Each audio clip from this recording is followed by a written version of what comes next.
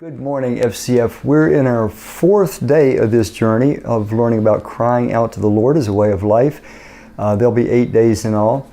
And the principle we're trying to just get embedded in our hearts is that our God wants us to know we can rely on Him, that He will show up for us again and again and again. He wants us to walk through this life with tremendous confidence that when we face things that are overwhelming, we don't know what to do, we don't know the solution, we don't have the power, we don't have the answers. He wants us to cry out to Him to do what we cannot do, to empower us, to enable us, to rescue us in ways that we would never be able to do for ourselves.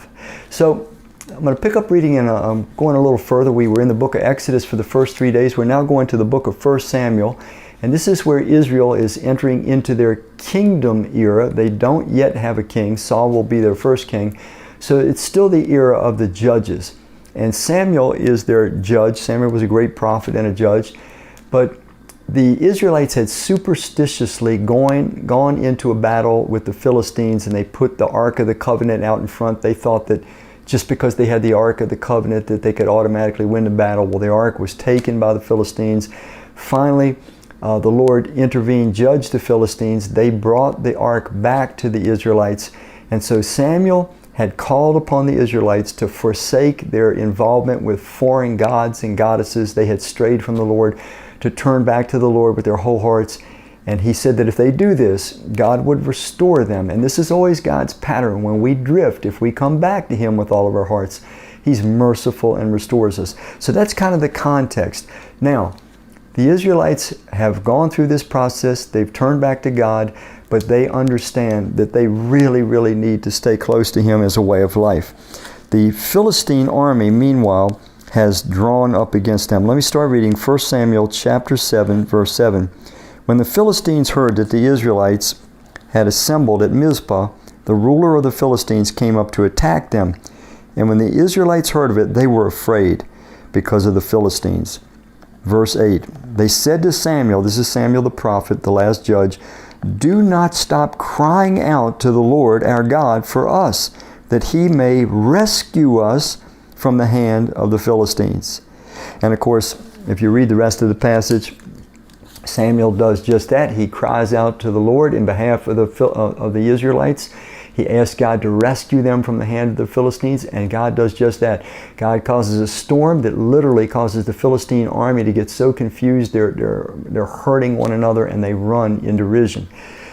The main key part, though, is it says, don't stop crying out to God for us that He would rescue us. When you go to the New Testament, and I keep referring to this, 2 Corinthians chapter 1, verses 9 through 11, we find the Apostle Paul teaching this very thing, that when we get into circumstances that take us beyond ourselves, we're beaten, we don't have the solution, we don't have the answers, we don't have the energy, we don't have the emotional strength, the mental strength, the economic strength, whatever it is, God wants us to learn to cry out to Him. It says in 2 Corinthians, the God that raises the dead. He lets us get beyond ourselves so we can finally learn, I can call on Him anytime that I'm in trouble, and He really will rescue me.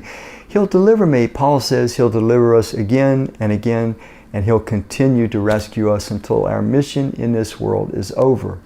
So, what did this mean about the Israelites say, please don't stop crying out to God for us? We have a term when it comes to praying for others. It's usually called intercessory prayer. It means that I can pray for you, or you can pray for me, and I can bring some extra blessing, some extra power, some extra help into your life from God by me praying for you, likewise when you pray for me. So they say to Samuel, don't stop crying out to God that He'll rescue us. What a wonderful thing it would be if we just kind of made it a regular habit occasionally to pray for each other, to say, oh God, whatever you do, don't stop rescuing whoever that person is in your life. Because I want to tell you, we all need a lot of rescuing in this journey through life. It's long, it takes a lot of twists and turns, and it's not difficult. If you are in trouble and you don't know what to do and you're overwhelmed and you're beaten, this is your time to begin to learn this lesson. Cry out to the Lord. He will hear you. He will deliver you. He will rescue you.